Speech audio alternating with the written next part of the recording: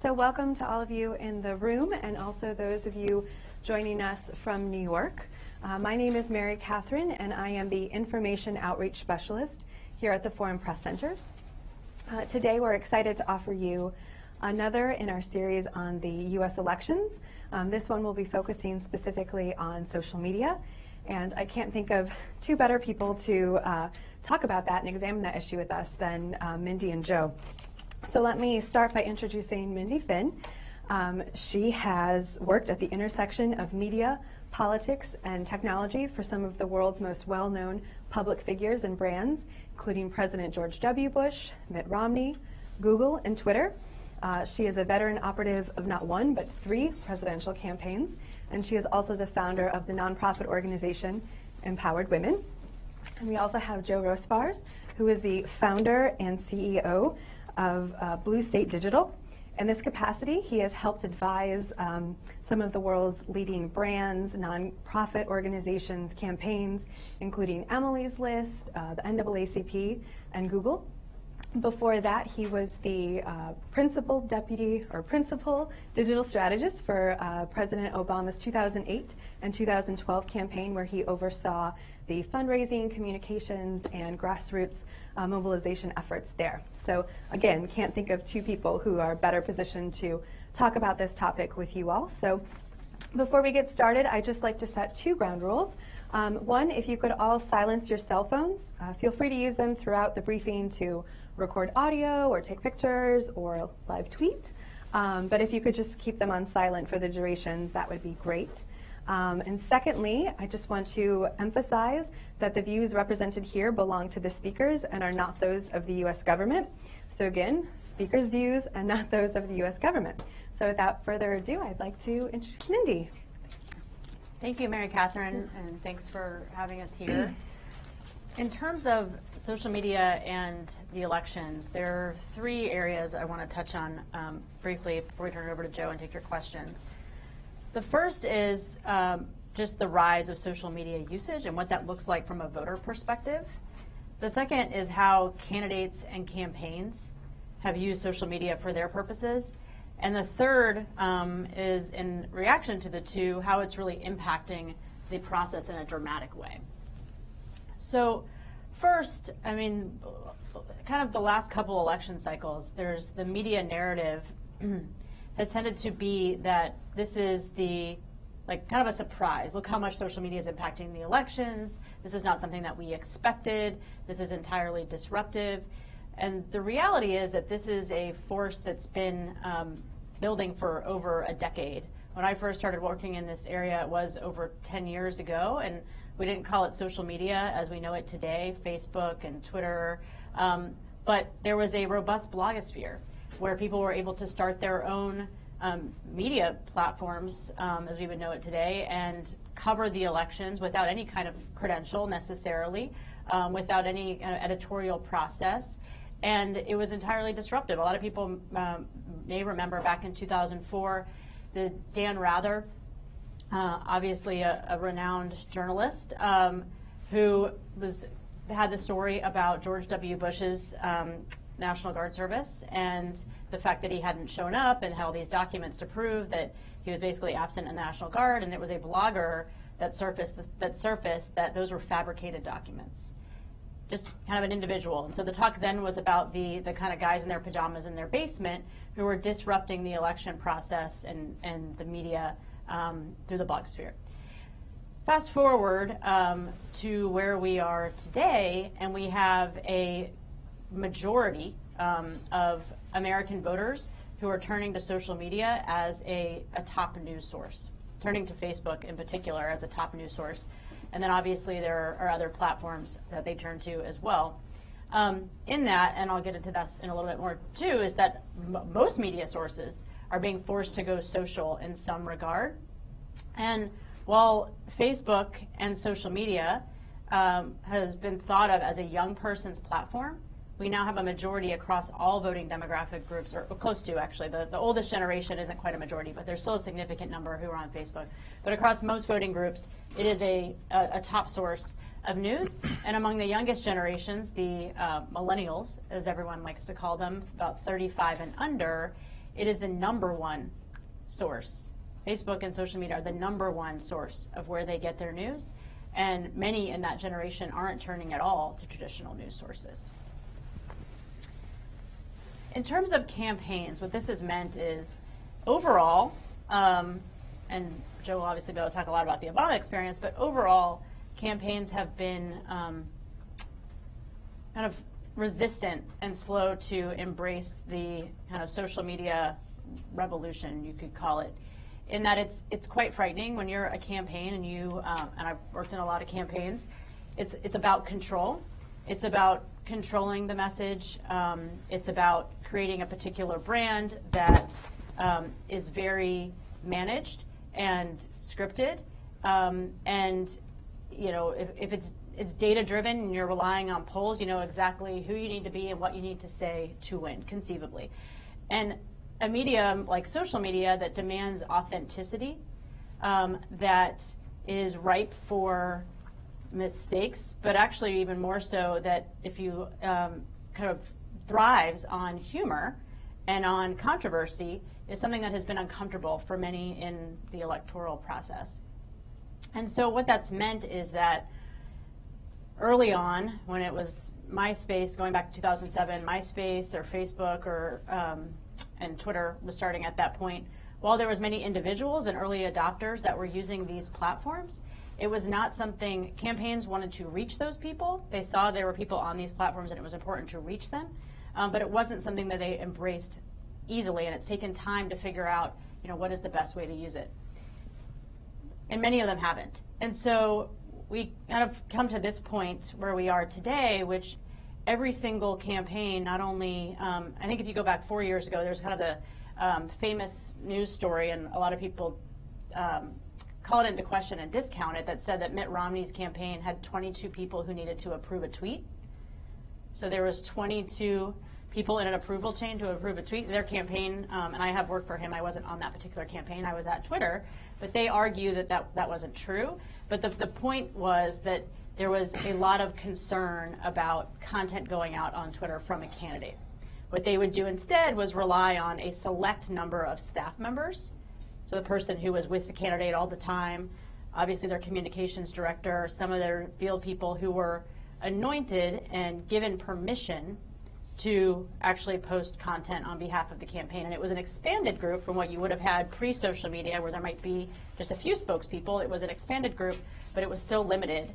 And then most of the focus on these platforms was how do we, through our organic content or paid advertising, reach these huge influential audiences on these platforms.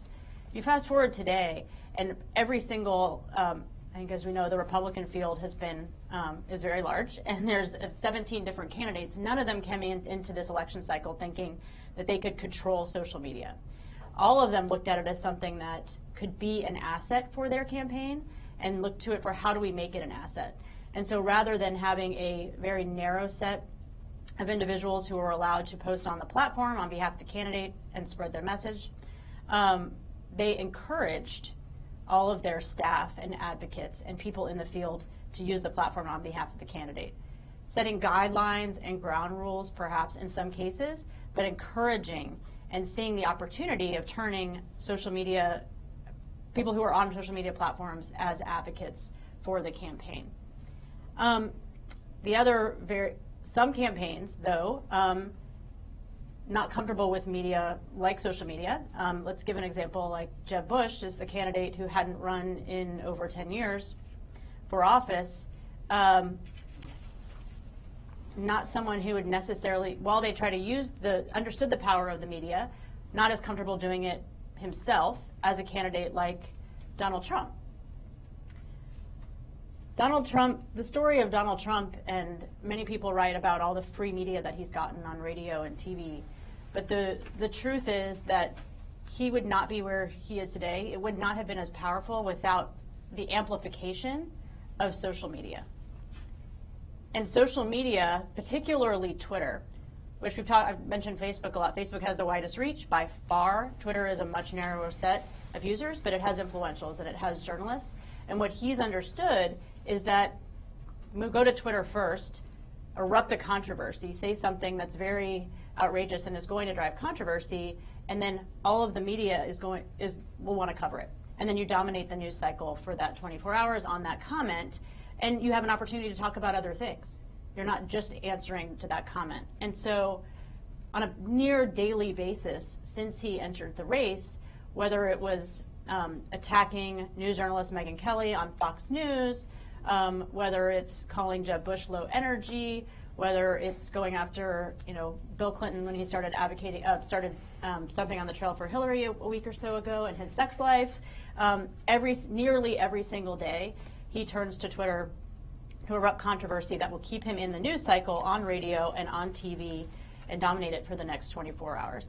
And we see the result of that, which is he has gotten exponentially more news coverage than any other candidate, and understood that, kind of very scripted and careful sound bites on a platform like Twitter wasn't necessarily going to get the attention that was needed to dominate that news cycle. He's not the only one, though, that I think there will be many stories written about how Donald Trump is a master media manipulator and understood social media more than any other candidate. But they all have embraced the platform. And there's aspects of social, we're talking about kind of the public media piece, but social is data rich. It provides a lot of insights and data about users that allows you to target in very specific ways and map across the greater electorate.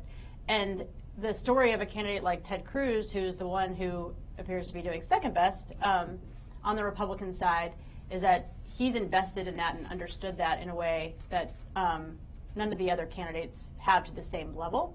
It's not that they don't have operations to do that kind of targeting. It's just they haven't invested and embraced it and understood the integration between social media, data, field, and day-to-day driving the media narrative. How is this? One thing that kind of broadly, and I'll kind of end on this point, is I had a lot of conversations where, even well before Donald Trump, where the question was about social media and civility, and if social media is ruining politics. I think I've been on 3 different panels in the last year that is social media ruining politics, and before that, again, before Donald Trump, a lot about this question of social media and civility.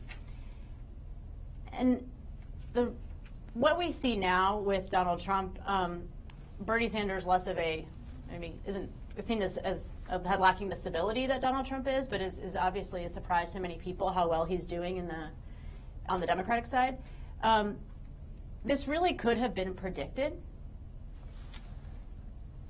This is not the first time that we've had these surprise kind of underdog candidates do well in a process that many thought they could predict, looking at kind of patterns that are conventional wisdom. Conventional wisdom patterns that are, who's raising the most money is the question you would have asked before, 10 years ago, really. Who's raising the most money? Who has all the endorsements from advocacy groups and from party leaders? Who has the best staff and consultants, the most qualified staff and consultants? Who has, look at demographics? Who might be able to appeal because they have very strong inroads into an Hispanic community in the U.S. or an African American community or among younger women? And all of those old rules have been disrupted. It's a cliche word, but have been disrupted. And we could have tracked this going back to over 10 years ago when I first started doing this work, to Howard Dean's, success in the Democratic primary in 2003 and 2004. He didn't ultimately win. That was kind of a candidate issue and fumble at the end. But also we didn't have the reach across social that we see today.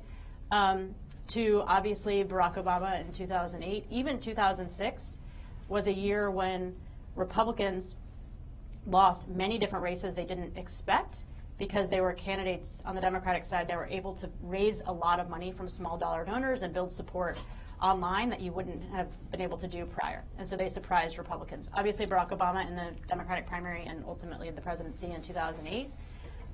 In 2010 was the rise of the Tea Party for Republicans, and was mostly written about as a movement that was driven by kind of moneyed special interests who were playing on the kind of fears and anger of, you know, kind of grassroots supporters who were upset about Obamacare. But the reality was that it was a grassroots-driven movement, and many of their candidates won primaries in 2010. 2012 was a little bit different, but if we remember the Republican primary, Mitt Romney ultimately won, so it was a bit of a snoozer. But there were many candidates, kind of like what we've seen in this Republican primary, like Herman Cain and Newt Gingrich and Rick Santorum and others, who kind of ping-ponged between taking the lead because they were able to, on very little money, get their message out and gain support and really upend the process. So if we, all that history to say, if we come to where we are today in 2016, it should be no surprise. I think from generally, and I'm not talking about all of you here, but the U.S. press tends to always have this, you know, shock and surprise when the candidates that everyone's talking about going into the process aren't riding a smooth path to victory. But what we're seeing today shouldn't really be a surprise. And the reason, my belief is that it's social media fueled. Even if it's not the main source for every voter, there's a sense of empowerment that comes with having so many options to choose from, so being able to get information at your fingertips, for knowing that you know, you can make your own decisions, you have the control, the process, and the candidates don't have the control.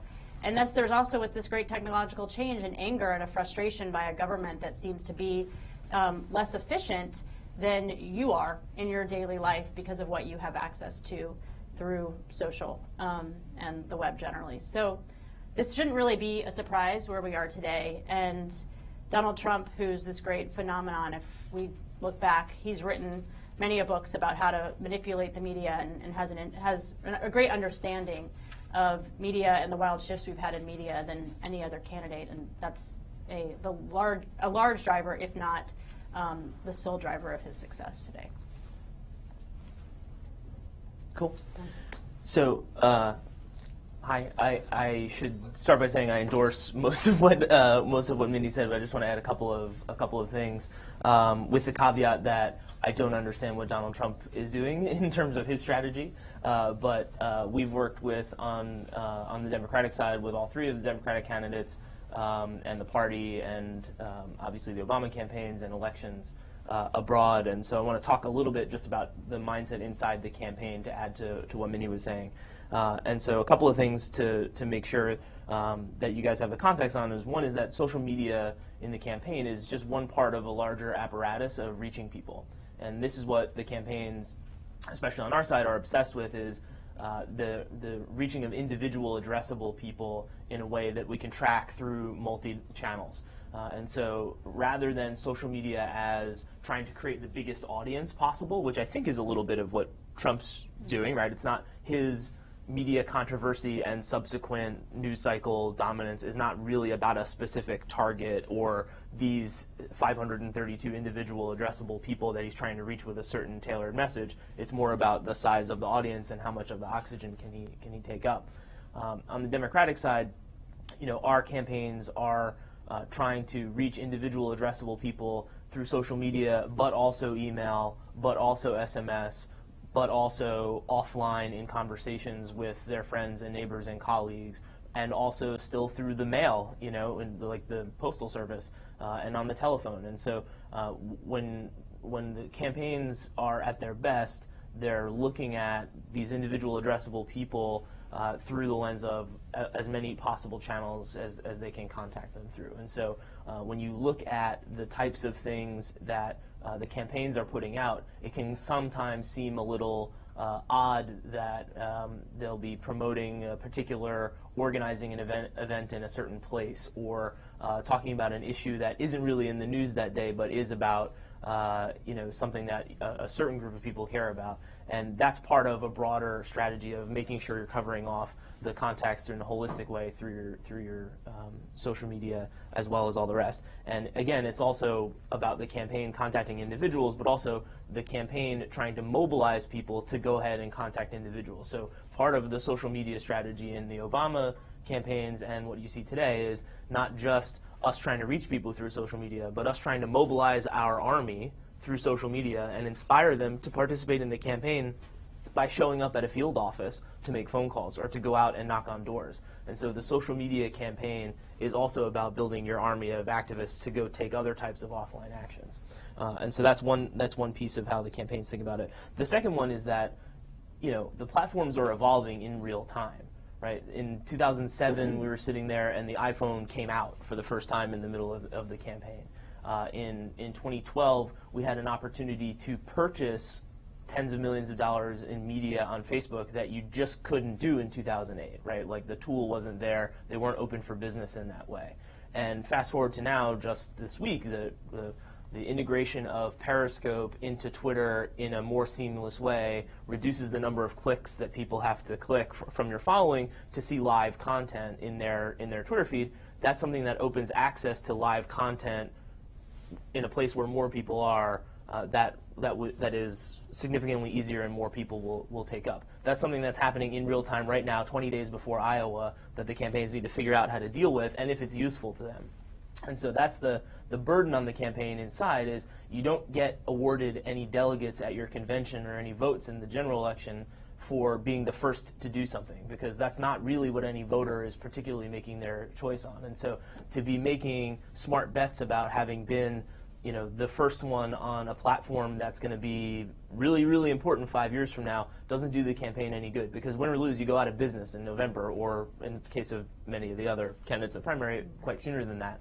And so trying to figure out, as these things are shifting underneath you in terms of the paid media you can do in social media, but also the organic and earned stuff that you can do with your own identity and platforms, to figure out what can be most useful on the time horizon that matters. And that's a little bit different than how, say, a brand or a media company in trying to build its audience would take a look at these things, where they're trying to build for a sort of indefinite future. And so that's a big filter on all of the decisions that get made about what a campaign's doing or not doing in social media. And I think that was one of the hardest things on the two Obama campaigns, was to try to resist the urge to sort of be everywhere and do everything and try to get caught up in the news cycle of, oh, we're doing innovative stuff, look at us, rah, rah, if it didn't actually have a meaningful difference in our contact with voters, our ability to raise money, our outreach to undecided people or people who we needed to get into the process. The last thing I'll say is that in terms of the campaign mindset internally, I think as these platforms have grown in adoption, as Mindy talked about, but as the campaign organizations, these are all startups. They're figuring out their process, they're figuring out their balance of resources, they're figuring out the things that they care about and what they can pay attention to on any given day, all in real time. They're all making different sets of choices about how to solve the same problem. Right? And so what you have, if you have 17 candidates in a Republican primary, you have 17 different sets of organizational culture and decisions about how to set up and address a campaign organization and a candidate to the challenge of not just social media, but grassroots campaigning and fundraising and how to deal with the media and all of these things. And so there is this case study aspect to how the different campaigns address these things. But I think one thing that goes broadly across, as more people are paying attention to social media, and especially as the under 45, I would say broadly, are getting more and more of their political impressions and campaign exposure through social media, is that I think that the campaigns at times cannot understand just how much of their brand and people's understanding of the candidate and the campaign and what it's about is being interpreted through social media, in some cases exclusively.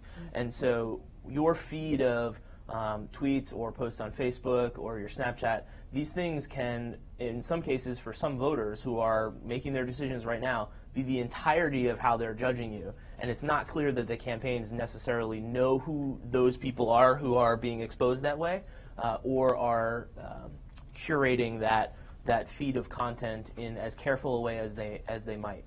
And so you have a little bit of there's a saying, from my old colleague David Axelrod that a national presidential campaign is like an MRI of your soul. And I think you can see some inadvertent revelatory things in the social media of these candidates because they're not quite as certain about how they're being viewed through these channels. And so you can see that people appear to be really engaged or really disengaged. You can see people who don't really have anything to say or people who have almost too much to say. You can see people who behave like a troll, right? In the case of Donald Trump, is essentially his campaign is trolling the Republican Party in some respects. And so the sort of social media id of these campaigns is coming through in a way that I think is a special thing about 2016 and may not be the case in 2020 and 2024 as the campaigns have, more experience and maybe a more stable environment that they're dealing with. And so it's an interesting moment to be a practitioner of this stuff, but also to be observing it, as you see, because there just is so much change happening in real time, day to day, week to week in these platforms, and we're getting a very unique view of our candidates and of our political process. We don't know what the next election is going to look like, but we do know, based on the experience of the last 3 cycles that I've worked in here, is that it definitely won't look like this, right? And so to take the opportunity to, both, live in the social media and the richness of the campaign that's happening online, but also to go out and see how that pairs up with how volunteers get mobilized and what happens in speeches and live events and things like that. It's a really special moment, and I'm glad you guys are all here focused on it. Okay. All right, and with that, we'll open the floor up for questions. Gentleman in the back. Hi. Question for Mindy. You mentioned. Oh, sorry. Sure, thanks. My name is Alexander Panetta. I'm with the Canadian Press. You mentioned Trump and Cruz, and I was just kind of curious about some of the observations you made about the two of them. You mentioned Trump's success at using social media to generate attention. Just wondering, do you have any metrics or any numbers, aside from maybe Twitter followers, that would sort of illustrate what you're talking about and his ability to capture an audience through social media? And about Cruz, you talked about sort of the back door, the stuff that the public doesn't see, and the ability to generate data and identify voters. Any examples of the types of things that he might be using social media for that might be innovative and interesting? Thank you. Sure. Well, yeah, so you touched on one. I mean, Donald Trump's followers are greater, exponentially greater than any of the other candidates, and that's by nature of him having entered as a celebrity and already having that footprint. I don't have the numbers off the top of my head, but a former business partner of mine actually has a new company that tracks this and calculated all of the free media coverage that Donald Trump has gotten and how that correlated with poll bounces. And essentially, whenever he has said these most controversial statements, and it's about keeping Muslims out of the country, or initially about Mexican immigrants and building the wall, he dominates the news for several days. It has led to a poll bounce that correlates to how much extra additional earned media coverage that he's gotten. I don't have the hard numbers off the top of my head, but that's just an example. I mean, there's no question. And the media has responded to that by offering some of the other candidates free advertising time to be fair because of all the free media coverage that Donald Trump has received.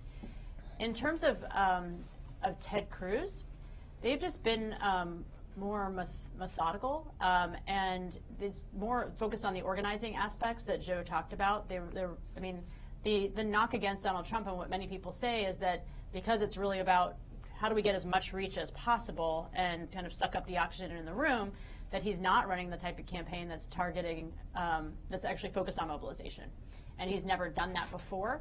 And so will he be able to mobilize his voters to the polls, which a large portion of his coalition are low information voters and less reliable voters, or first time, frankly. So there's a big question mark there. So Ted Cruz has taken the opposite approach, which is focused on the organizing aspects. And so where he has people who are leading particular turfs or neighborhoods, very local ground organizing, they've been organizing their troops via Facebook and using things like Facebook groups as a way to, it's kind of virtual offices, and doing that across social media. So it's really about the orientation, and Joe talked about this, which is you have to decide what strategy.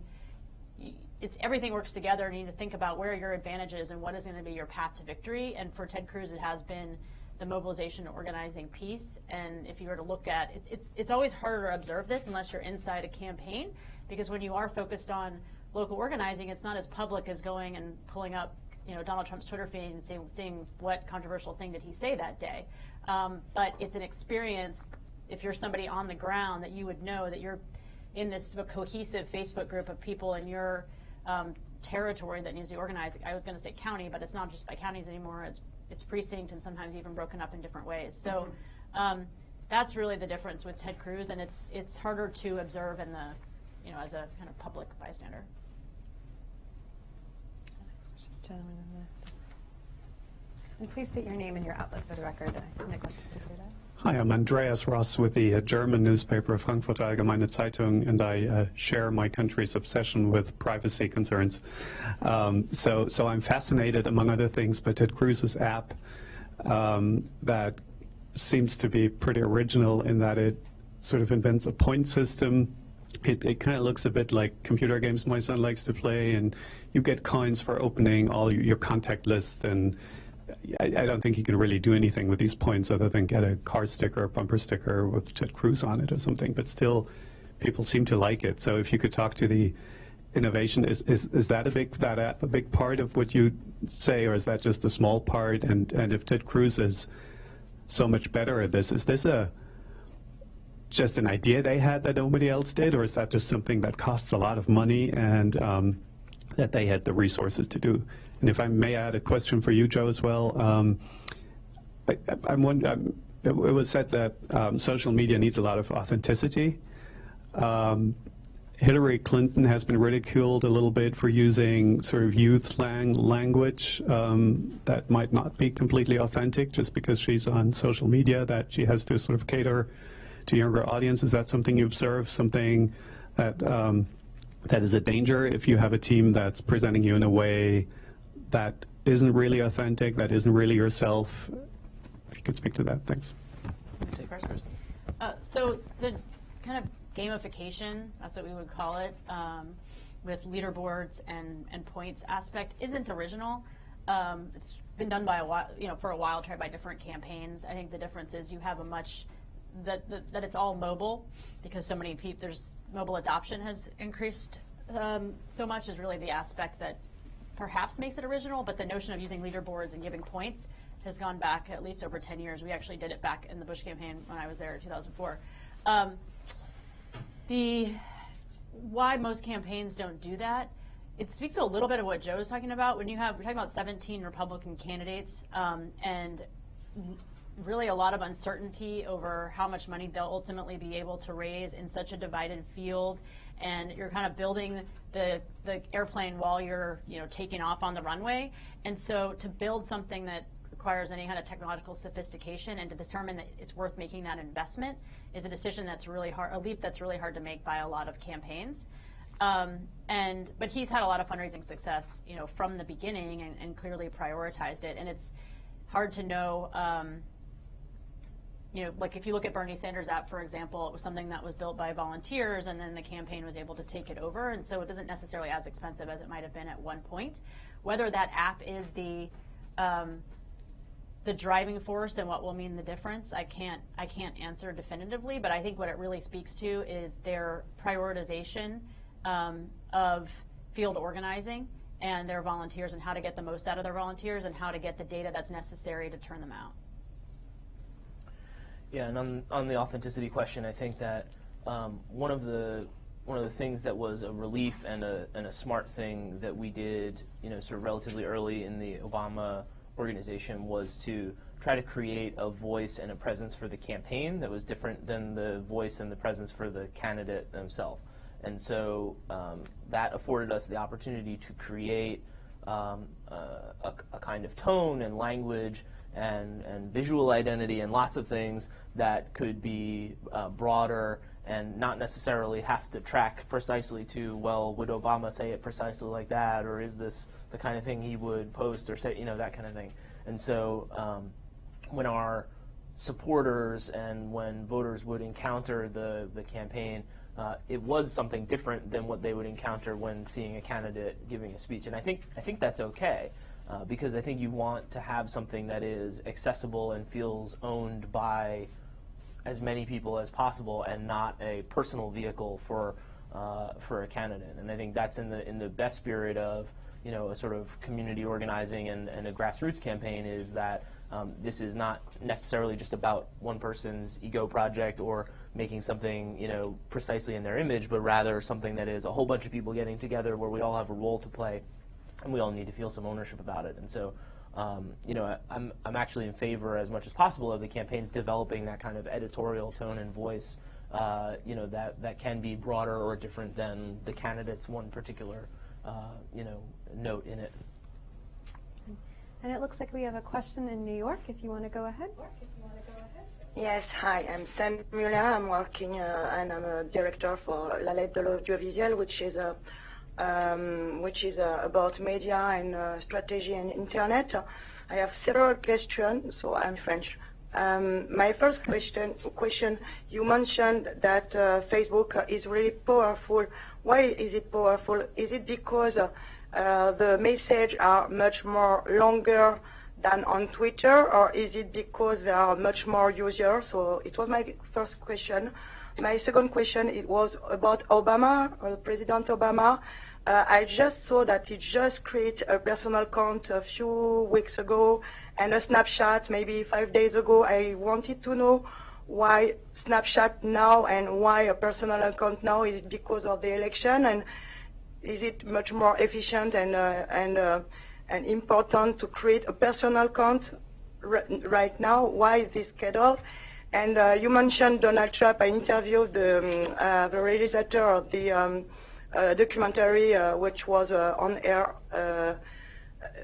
about Donald Trump, and she told me, and could you confirm, maybe you know that, that his team seems his Twitters in the daytime seems to be made by his team, but after maybe 12 o'clock midnight, he tweets personally. So do you know that, and do you know how many texts he do by himself? And it's weird for a strategy, because he tweets by himself and sometimes he tweets with his team. So could you make the difference between his personal text and the other one? Thank you. I guess I could start with that last question. Well, first of all, I mean, in general, as someone who used to work at Twitter and was an advocate for the platform, it's kind of incredible to see a candidate and a leading candidate tweeting personally on the platform.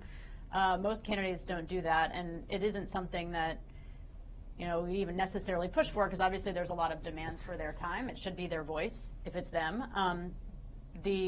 As Joe would know well, I mean, Barack Obama, they kind of got past this where there were some tweets that would be from him personally, so it's here's the candidate's voice, whether he was the one typing it or not. I don't think that matters. That would be signed BO, and then the rest would be, it would be kind of clear that it was staff. So Donald Trump hasn't done that. I could probably tell you a couple that seem to be him, more so than others because of some misspelling or maybe more incoherence. But I don't think so. It's hard to tell because they're not designating this one's. They don't have their DT versus just the other tweets. But I think what's most important, and this is clear, is that it is all the candidate's voice, whoever it is, even if it's somebody else who's typing them. It's obviously things that he's endorsed and he wants to put out there, and they're very fast at times and responding in near real time to something that's just emerged in the news. And so I don't think that would happen unless it was something he endorsed. To the other question, I think going back to your first question on Facebook and Twitter, the question was, why does Facebook have more reach and a more powerful people turning to it for news? There's a lot of reasons. It's something to do with kind of how they built the platform and its intent. But the main one is that Facebook is the place that people rely on to connect to friends and family.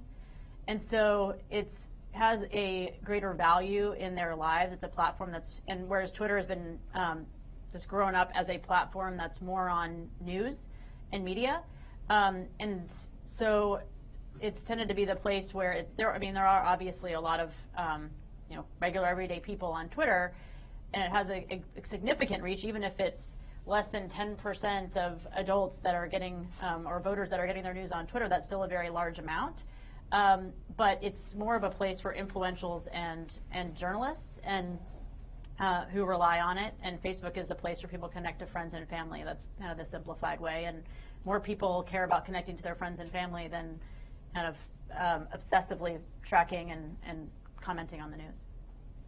And I would just add to that, I think the value of Facebook is that because of what Mindy just said, it's therefore more grounded in an identity that you can tie back to the other ways that you're reaching people, right? And so there are fewer sort of fly-by-night anonymous, accounts and trolls and this kind of thing going on in the discussion on Facebook than there are on Twitter, and that means that it's a more rich resource for campaigns to understand and be able to segment, track on your history of all the things that you're being advertised at based on the things that you've liked and all of the things that you've done in your whole Facebook history, which for a lot of people goes back 8, 9, 10 years.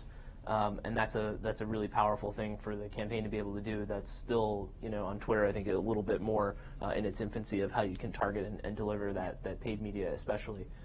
In terms of the Snapchat stuff, I would just say I think that, the White House has been, really dogged in terms of trying to increase its reach, and their mission is a fundamentally different one. It is about audience there. It is about trying to reach as many people as possible and in as many places as possible. They're not worried about what the electoral universe in a primary is going to be, because that's necessarily a much more targeted audience in a certain number of states for a certain number of people who are going to participate in a certain kind of way. Whereas the White House is trying to get attention for his proposals in the State of the Union or for the political reform, campaign finance reform, all these sort of things. And so rolling out new platforms as part of those policy initiatives in order to tie together the process story of, oh, this is great, there's this new platform, what does this mean, with a policy initiative or a big moment like the State of the Union makes a lot of sense. I just had one note on the Snapchat thing, because that seems to be kind of the emerging platform of the election cycle. And it's kind of what Joe said earlier, which is when you go into these campaigns, change is happening so fast that you can't always prepare for what platform is going to be one that you need to be on and have a strategy for. And Snapchat is one of those examples. And many of the campaigns are on Snapchat. But at this point, I think if you would ask a year ago, there would be a big question mark. In fact, there was a big question mark among strategists who do this. Is it something worth spending time on? And now, most of them have decided that it is, just based on its reach, and particularly its reach into the youngest voters, who everyone's trying to win over. And it's a good example of the platform itself evolving and changing in order to make that more of an opportunity for a campaign than where it was a year ago.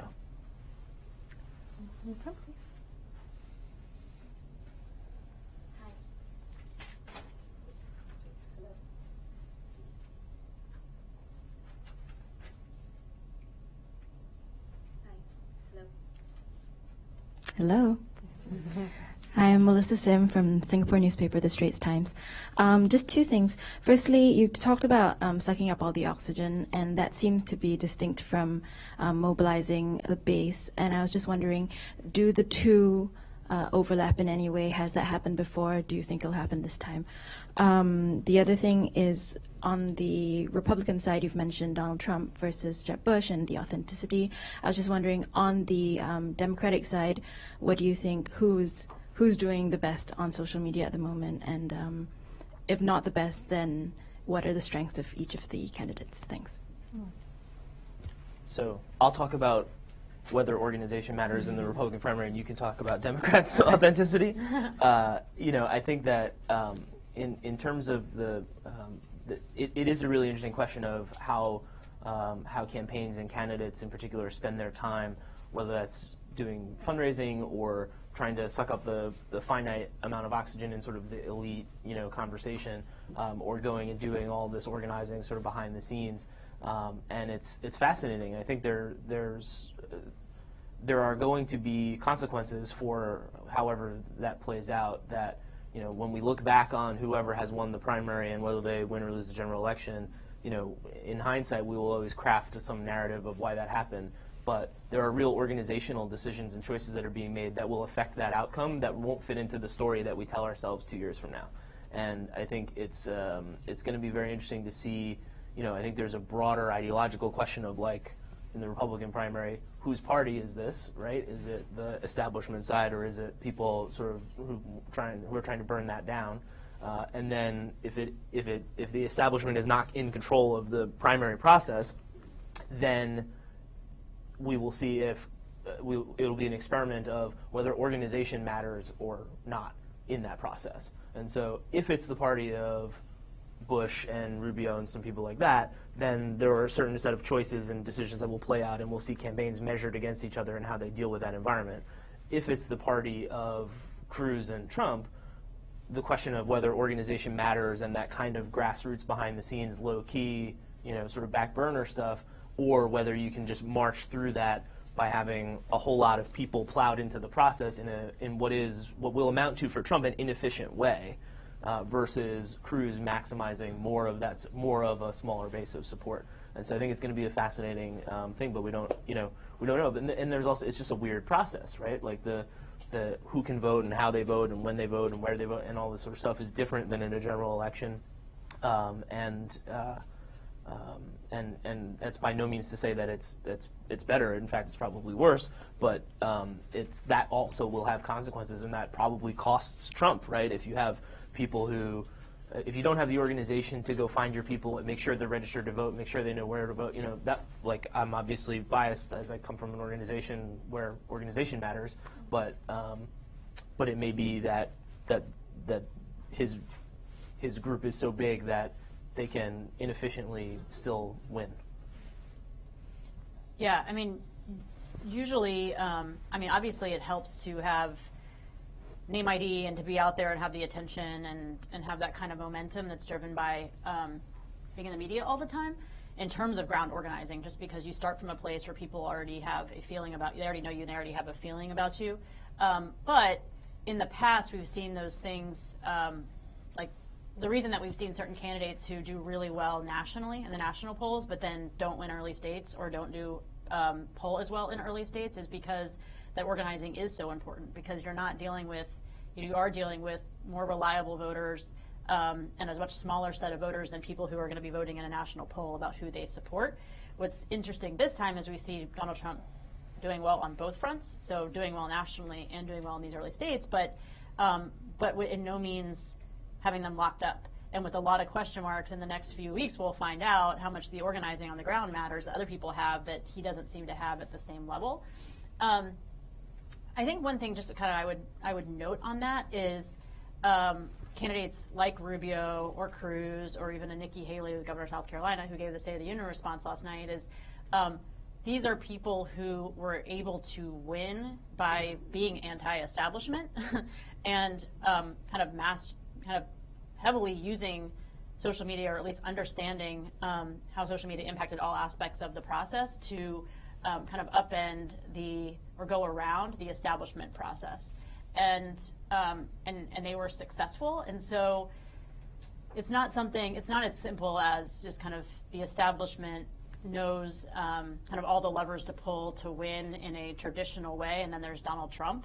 It's that several of these candidates are actually really good about organizing on the ground and knowing how to turn out voters and not just rely on kind of a traditional process of getting kind of traditional gatekeepers to support their campaign, or by just dominating the airwaves, thinking they're going to dominate the TV airwaves and win. They are actually very good at ground organizing, and it'll be really interesting to see how that plays out, particularly with candidates like Cruz and Rubio in the next few weeks. Oh yeah, authenticity. Who's being the most authentic? I mean, I think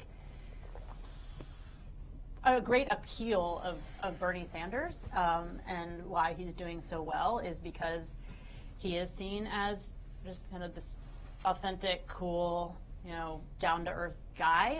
It's his policies as well, but that aspect of his brand is something that's really appealing, and I think particularly to kind of younger voters who see politics is a lot of BS. And so it's been a struggle for Hillary ever since she emerged on the political stage, as of how authentic this kind of how well can she connect, and kind of this question that she wasn't really connecting. And I think she's improved greatly, and we see her team making a lot of strides, not just through social, obviously through social to kind of make her cool, but also putting her, on Saturday Night Live and on the Ellen Show and these kinds of places where there's an opportunity to see her more as just kind of a regular person and be able to connect her on an emotional level. So, I mean, I think you've seen great improvements over the last 8 years since she last ran for president. But, sometimes, I mean, she and Bernie Sanders are obviously very different brands and different people. We're going to go to New York. Sorry, the gentleman's been waiting for a while. Hi, my name is Daisuke Nakai. I work with Asahi Shimbun Japan. Thank you very much for doing this. I'd like to ask a bit about how social media is affecting so-called traditional media, and especially Twitter. There's been mention about how a lot of journalists on Twitter, I'm on it myself. Obviously, it's a powerful tool. It gets out really quickly. At the same time, it's been pointed out there's a lot of groupthink on Twitter that sort of tends to snark. Peter Hamby did a long piece after the 2012 election saying one of his recommendations was basically sometimes it's good to back off of Twitter and think deeper. But how you think it's sort of affecting the media coverage, especially concerning Donald Trump. I guess the media is being manipulated by Donald Trump because each time he puts out something controversial, people write about that and takes up the news cycle. But I know a lot of, I guess a lot of other Republican campaigns are being frustrated because everybody just writes about Donald Trump's tweets and doesn't get to much substance. Do you have any thoughts about that, and what might be a good way for the traditional media to react, and how the campaigns view that? Yeah, well, I mean, I think social media has impacted the traditional media in dramatic ways. Everything from, it used to be more about the entity that you wrote for and not about your own personal brand, and now we see there's a great kind of demand and hunger and encouragement of reporters kind of developing their own kind of personal brand, because you have to have a personal voice when you're on social. That's just one way. The second way is just the sheer speed that's expected, and the speed of coverage is just multiplied. But the groupthink comment that you mentioned, I think, yes, there is a lot of groupthink on Twitter. On Eric for Twitter, it was like the first time we really saw during these debates that the spin room was unnecessary because the spin was happening in real time on the platform. And there was already kind of the group decision of who had won the debate and who had done well before the debate ended, and what moments were going to be important, and all that was being influenced by the campaigns and everyone that's trying to influence the media. But there's always been groupthink in political coverage, particularly reporters travel as a pack in covering these campaigns, and they hang out with each other and they talk, and that still occurs. And so I don't think Twitter is necessarily driving force of that, although I would say that kind of the downside, the concern about things not being covered in substance and everyone focused on, like the New York Times, this is a perfect example actually, the story about Marco Rubio's boots. People kind of caught anyone covering this, how he wore these boots with several-inch heels, and were kind of saying, I don't know, that they were trying to make him seem effeminate or something. I don't know, or they were too fancy or effeminate to campaign in New Hampshire. There were many stories about it. Obviously, there's a lot of other campaigns it was in their interest for there to be stories, but the New York Times homepage at one point had 3 separate articles about Marco Rubio's boots in a row, which, is something that I don't think would have been as much of a story before something like social media, and is obviously like taking up room that there could have been devoted to more serious policy issues. But the celebritization and the entertainment aspect of politics has really been heightened, and that's been a growing trend over the last several election cycles, and we're kind of at a peak right now. Advice for reporters is just, it's a balance between the duty that you have to your, it's why a lot of media is struggling with their business models right now, because people that are gravitating towards entertainment and the headline grabbing aspects and clicks are able to find a model, and it's challenging to find a model for substantive reporting, if there's a great need for it. The gentleman in the second row. Shane McKeon, Medill News Service. Ms. Finn, you mentioned earlier that Twitter is kind of a medium that demands authenticity. We've already talked about Donald Trump as kind of being very, very, very authentic on that medium. I think one of the examples of kind of the using that idea, kind of the antithesis of that was Carly Fiorina had a tweet before the Rose Bowl, saying that she was rooting for the Hawkeyes despite having gone to Stanford, and that it really did not go well for her, in part because it didn't seem authentic. I'm wondering if you can speak a little more about what Twitter demands. I think you also mentioned humor and controversy, all things that Mr. Trump has done really well on. Can you talk about how Twitter is set up for a candidate like Donald Trump to do so well? Yeah. So the authenticity piece, I think